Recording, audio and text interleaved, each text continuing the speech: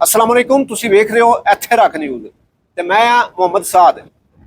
ਗੁਜਰਾਤ ਸ਼ਹਿਰ ਉਹ ਖੁਸ਼ ਨਸੀਬ ਸ਼ਹਿਰ ਹੈ ਜਿਸ ਦੇ ਲੀਡਰਾਂ ਤੋਂ ਬਿਨਾ ਪਾਕਿਸਤਾਨ ਦੀ ਕੋਈ ਵੀ ਸਰਕਾਰ ਨਹੀਂ ਚੱਲ ਸਕਦੀ। ਗੁਜਰਾਤ ਸ਼ਹਿਰ ਨੇ ਮੁਲਕ ਨੂੰ ਇੱਕ ਵਜ਼ੀਰ ਆਜ਼ਮ ਦਿੱਤਾ, ਇੱਕ ਵਜ਼ੀਰ ਆਲਾ ਦਿੱਤਾ।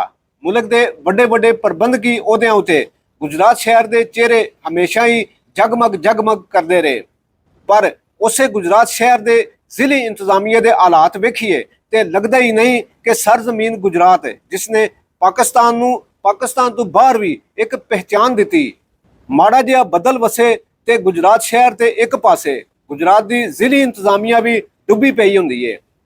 जेल चौक कचहरी चौक के आले दुआले के सारे इलाके जिली इंतजामिया के गढ़ ने। उस गढ़ के सारे दफ्तर जिला कचहरी, जिला कौंसल हाल, कमिश्नर दफ्तर, GPO सने हड़ का नक्शा विखा रहे होंदे ने। गुजरात के लोगों के लखां के मोटरसाइकिल ते करोड़ों दीयां गड्डियां विच पानी पै गया है।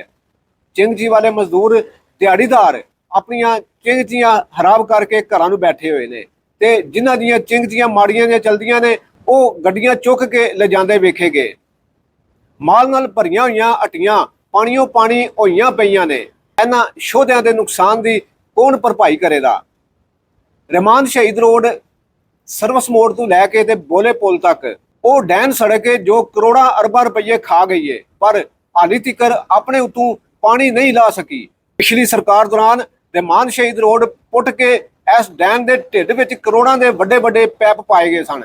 वो इसलिए पाए गए सन कि वसनीकां दा भला हो जाए, कि शहरियां नूं मुश्किलां ना पेश आवन।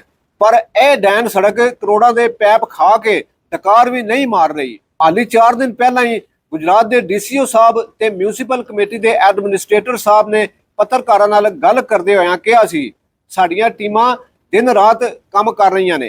म्यूनसिपल कमेटी दीआं टीमां दे काम ना करन दा कोई भी अलामा नहीं। जिन्ना चिर तक इस डैन सड़क के ढिड विच दबे हुए पैप चालू नहीं कीते जांदे उन्ना चिर गुजरात डुबिया ही रहना है।